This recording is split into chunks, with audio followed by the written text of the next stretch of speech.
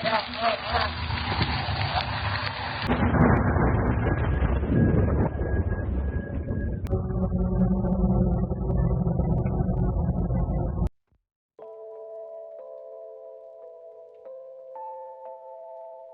semuanya, cerita film ada di sini. Alur cerita kali ini, kita akan membahas kelanjutan dari The Silent Sea. Tidak usah berlama-lama lagi. Langsung saja, kita ke alur ceritanya.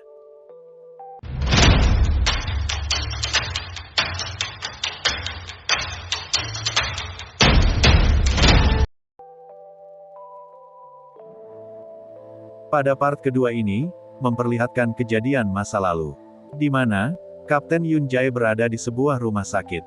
Dokter yang sedang merawat putrinya, meminta untuk segera mendapatkan jumlah air yang lebih banyak.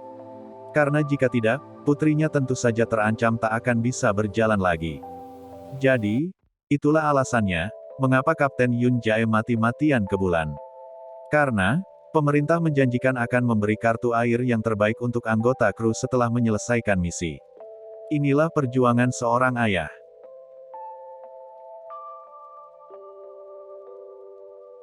Setelah mempersiapkan semuanya, Kapten Yun Jae turun ke area bawah, menggunakan tali. Tiba-tiba, lift yang berada di bawah, berfungsi dan perlahan-lahan naik ke atas. Yang hampir saja, menghantam tubuh Kapten Yun Jae, dan membuat semua orang panik.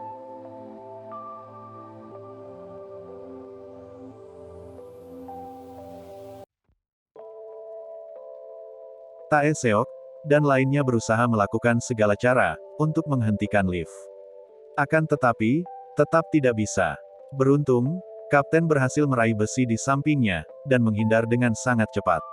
Namun, tali yang digunakan Kapten tersangkut di lift sehingga, Kapten terpaksa melepasnya dan membuat yang melihatnya sangat ketakutan. Anehnya lagi, malah, lift yang tadinya ke atas tiba-tiba akan jatuh. Dengan cepat, ia meminta Ketua Gong untuk melepaskan jangkarnya, agar Kapten bisa menghindari lift. Kali ini, kondisi tubuh Kapten menjadi tidak stabil karena beberapa benturan yang ia dapatkan.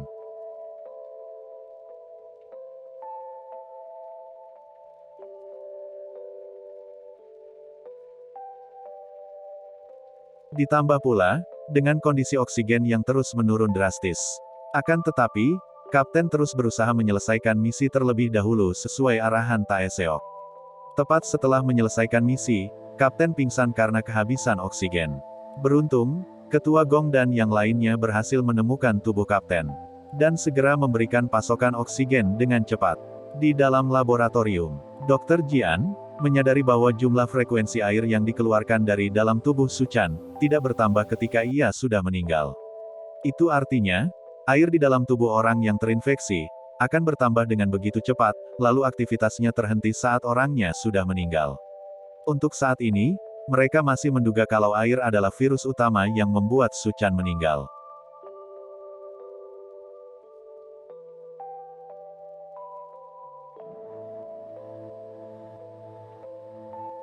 Tak lama kemudian, Kapten dan yang lainnya kembali menerima sinyal misterius dari ruang penyimpanan 3. Tentu saja, sinyal itu berasal dari si penyusup. Oleh sebab itulah, mereka bergegas ke ruangan itu untuk menangkap si penyusup. Namun, di sana mereka malah tidak menemukan siapapun.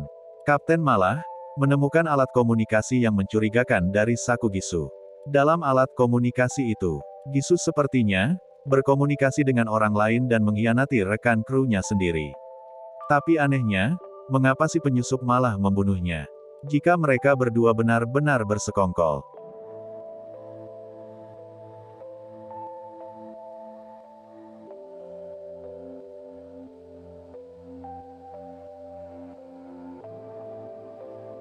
Dengan alat itu, Kapten berhasil terhubung dengan Direktur Choi di bumi.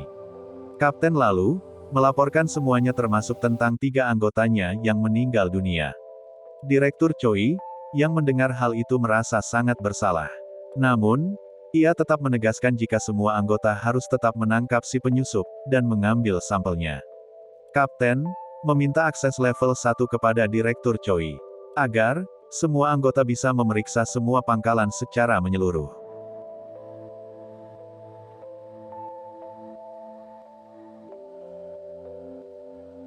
Setelah itu, Kapten menyampaikan kecurigaan para anggota terhadap pemerintah, yang terkesan seolah menutupi sesuatu. Direktur Choi menjawab bahwa ia tak memiliki alasan untuk menutupi dari mereka. Justru sebagai penanggung jawab, ia adalah orang yang paling menginginkan semua anggota kru kembali ke bumi dengan selamat. Di waktu yang sama, Dr. Jian mencoba melakukan penelitian dengan menggunakan darahnya sendiri. Saat tetesan darah Dr. Jian bertemu dengan air dari tubuh Suchan, tiba-tiba, zat itu pun berpisah dan bertambah banyak dalam waktu singkat.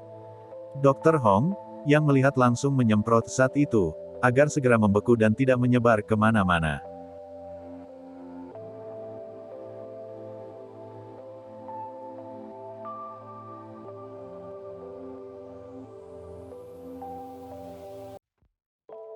Ternyata, sesuai dengan dugaan mereka, bahwa darah Dr. Jian memberi kehidupan pada zat air, sehingga bisa berkembang biak begitu cepat.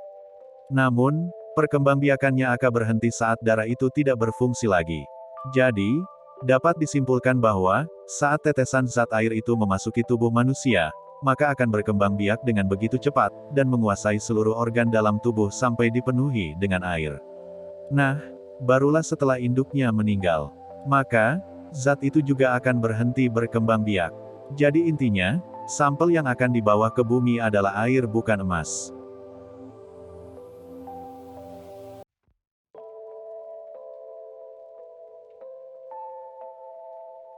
Setelah mengetahui fakta itu, Dr. Jian memberitahu anggota kru lainnya tentang kesimpulan yang mereka dapatkan. Tak disangka, Kapten ternyata telah mengetahui fakta tersebut. Sebelum keberangkatan, Direktur Choi dan Jae-sun mengatakan kalau alasan mereka tidak pernah menyerah melakukan penelitian di bulan, karena menemukan zat air yang sangat berharga. Sumber itu pertama kali ditemukan oleh Dr. Song Wong Kuin, yaitu kakak perempuan Dr. Song Jian. Ia menyebut itu sebagai air lunar. Selama bertahun-tahun, pangkalan Balhae digunakan untuk meneliti air lunar dengan karakteristik air yang bisa berkembang biak. Pemerintah berharap jika mereka bisa mengontrol air lunar, maka hal itu mungkin bisa menjadi sumber air untuk manusia di bumi.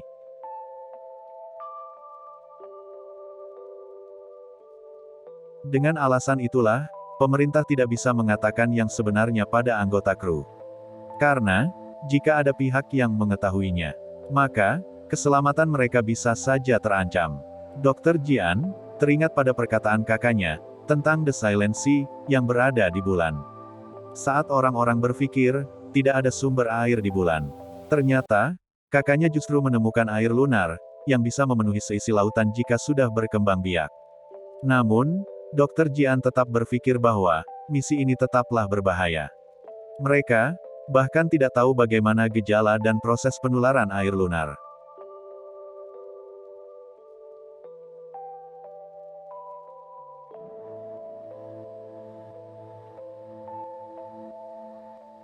Oleh sebab itulah, Dr. Jian meminta akses level 1, agar bisa masuk ke dalam ruangan bawah penyimpanan data, pangkalan Balhae. Alhasil, Kapten dan Dr. Jian ke ruangan itu. Setelah memasukkan kode, mereka masuk ke dalam ruangan itu. Di sana, mereka melihat begitu banyak data yang tersimpan dengan rapi. Namun, satu hal yang menarik perhatian mereka, adalah saat menemukan pintu masuk area bawah tanah yang berisi tanaman.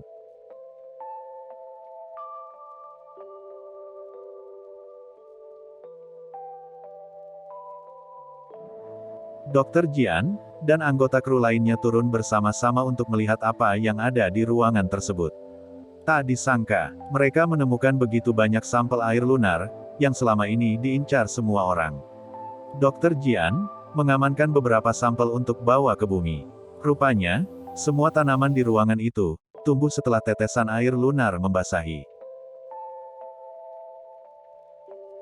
Saat sedang melihat di sekeliling ruangan, Ewan yang sedang membawa sampel data hijau, tiba-tiba diserang oleh si penyusup.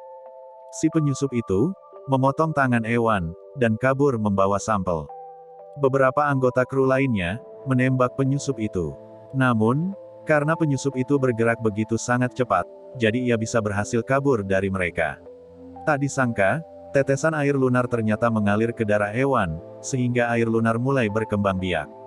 Oleh sebab itulah, Kapten menghimbau seluruh anggotanya untuk segera keluar, dan terpaksa dengan berat hati meninggalkan mayat Ewan di sana.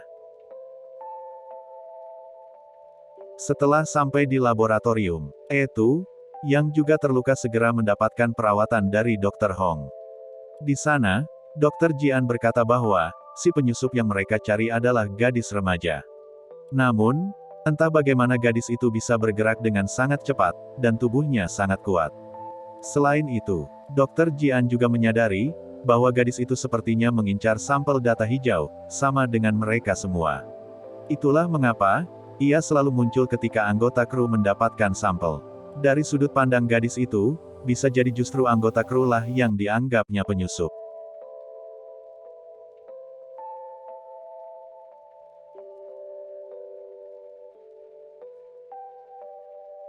Setelah itu, Kapten menghubungi Direktur Choi untuk memberitahukan tentang si penyusup.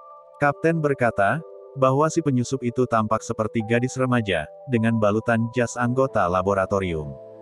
Direktur Choi, yang mendengar hal itu tersenyum karena merasa tak percaya.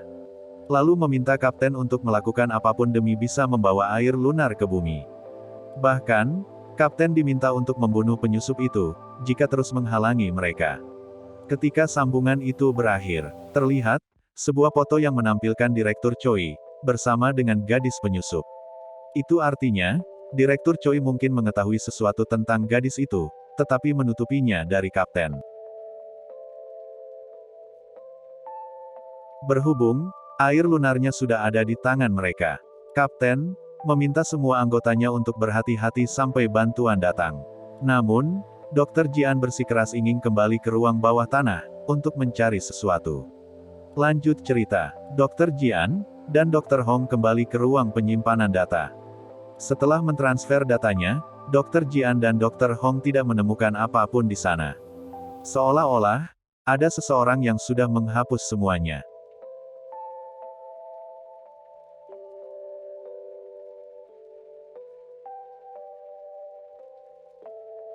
Mereka kembali ke laboratorium dan menemukan Tae Seok sangat mencurigakan.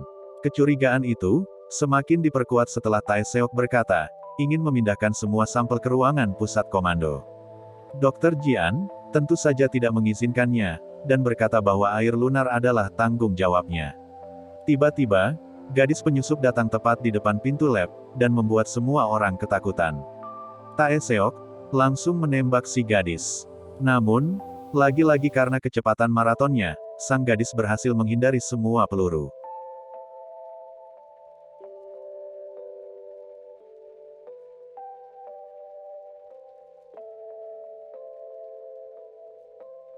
Dr. Hong, yang ketakutan langsung menghubungi Kapten dan anggota lain untuk membantu mereka. Setelah semua anggota kru berkumpul, dan mengarahkan pistol ke si gadis, Dr. Jian berusaha mencoba menenangkan gadis itu, dan perlahan-lahan meletakkan botol sampel di atas meja.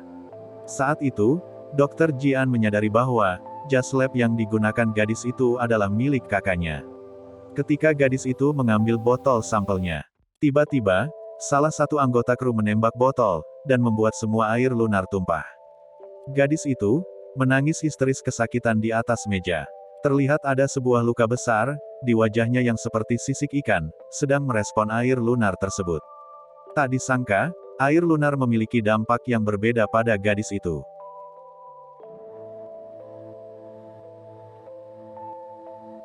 Ketika air lunar mampu membunuh semua orang. Namun, di tubuh gadis itu air lunar justru adalah obat. Setelah efek air lunar berhenti di gadis itu, kemudian, sang gadis dengan kecepatannya kabur melalui lorong kecil. Apa yang terjadi saat itu, membuat Dr. Jian semakin tertarik, dan penasaran kepadanya. Dr. Jian berkata bahwa jika mereka mampu membuatnya sedikit lebih tenang, maka mungkin gadis itu bisa membantunya. Jadi Dr. Jian meminta semua kru untuk tidak membunuh gadis itu, sampai mereka benar-benar yakin. Oleh sebab itulah, Kapten membuat rencana untuk menangkap gadis itu, tanpa perlu melukai apalagi membunuhnya. Kali ini, mereka akan menggunakan Dr. Jian dan sampel air lunar untuk memancing sang gadis tersebut. Saat semua orang sibuk dengan urusan penangkapan gadis tersebut, Letnan Ryo Taeseok malah diam-diam menghubungi seseorang dan membawa semua botol sampel. Bahkan itu, yang mengetahui rencananya, langsung dibunuh oleh Taeseok.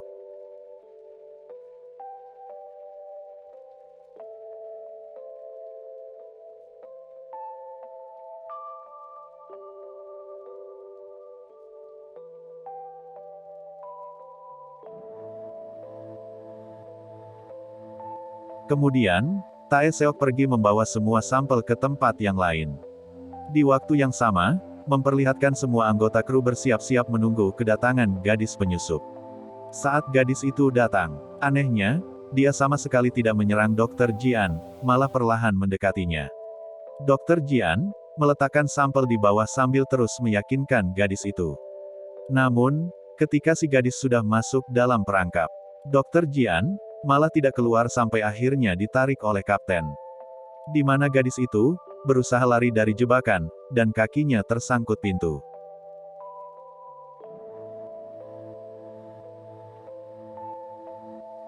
Hal itu membuat sang gadis sangat kesakitan. Sampai ia menggigit tangan Dr. Jian. Di belakang leher gadis itu, Dr. Jian melihat sebuah label, bertuliskan Luna 073. Karena tidak tega melihat gadis itu kesakitan, Dr. Jian membuka pintu. Lalu kapten menembakkan bius ke tubuhnya. Beralih ke pengkhianat Taeseok, yang berada di pusat komando. Ternyata, sengaja menutup beberapa bagian pintu untuk menjebak mereka. Luna 073, akhirnya sadar dan langsung melarikan diri. Dr. Jian juga mengejarnya sambil membawa sampel. Walaupun kapten berusaha menghentikannya, namun, ia tidak peduli dan ikut masuk ke dalam lorong tersebut. Setiap anggota kru, akhirnya terpaksa terjebak di tempat yang berbeda-beda. Hisun, yang berhasil melarikan diri, diminta pergi ke pusat komando, untuk mematikan penutup pintu. Di waktu yang sama, Dr. Hong, yang sampai di laboratorium juga menyadari bahwa sampel mereka telah dicuri oleh seseorang. Ia bahkan menemukan mayat itu telah membeku di dalam freezer. Dr. Jian dan Luna 073 sampai di sebuah ruangan yang tampak terlihat seperti tempat tinggal. Dr. Jian berusaha berkomunikasi sama Luna dan mencoba menenangkannya dengan memberinya permen. Dalam ruangan itu, Dr. Jian terlihat mencari-cari info dan teralihkan saat melihat foto kakaknya. Semua itu membuat Dr. Jian bertanya, apa yang sebenarnya dilakukan kakaknya selama ini di pangkalan Balhae.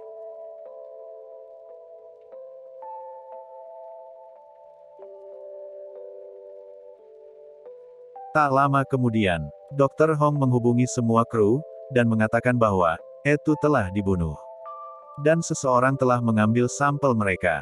Di waktu yang sama, Hisun juga sampai di pusat komando, dan langsung menonaktifkan penutup pintu. Namun, tanpa disadari Taeseok juga berada di ruangan itu, dan langsung menodongkan pistol kepadanya. Hisun sungguh tak menyangka bahwa Taeseok adalah mata-mata dalam tim selama ini. Bahkan, demi menyelesaikan misi pribadinya, ia rela menembak kaki Hisun, agar tidak bisa melawan. Kemudian Taeseok bertanya, di mana keberadaan Dr. Jian. Tak disangka, Hisun berhasil bangkit dan membalas serangan Taeseok. Sambil membawa sampel data hijau, Hisun berusaha meyakinkan Taeseok, agar mereka semua bisa pulang bersama-sama. Namun, Taeseok rupanya tak peduli dan kembali menembak Hisun berkali-kali, sampai botol sampel datanya pecah, dan mengenai tubuh Hisun yang terluka. Hal itu membuat Hisun terinfeksi dan akhirnya tewas.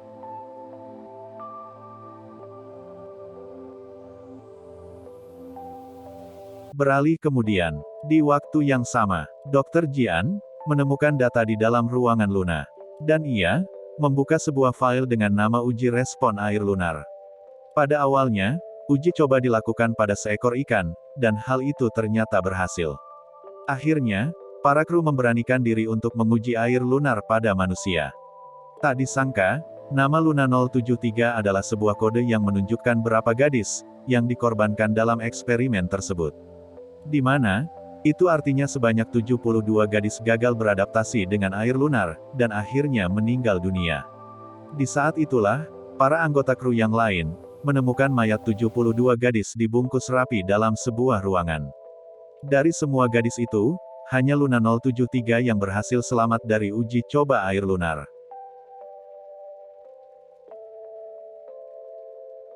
Kembali ke Dr. Jian. Setelah melihat video itu, ia melihat sosok kakaknya yang seperti bercerita tentang bagaimana pemerintah saat itu mendesak para anggota untuk segera melakukan uji coba pada manusia. Keputusan itu tentu saja bukanlah hal yang mudah. Namun, karena berpikir ketika mereka berhasil maka akan menyelamatkan semua umat manusia. Akan tetapi, para anggota kru tidak sadar bahwa telah membunuh begitu banyak anak gadis.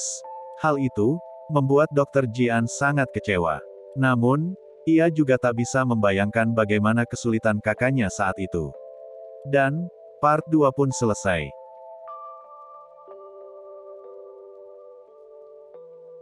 Makasih banyak untuk semuanya, karena udah nonton alur cerita kali ini. Jadi, jika kalian penasaran untuk part selanjutnya, jangan lupa komen sebanyak-banyaknya. Sampai jumpa lagi. Bye.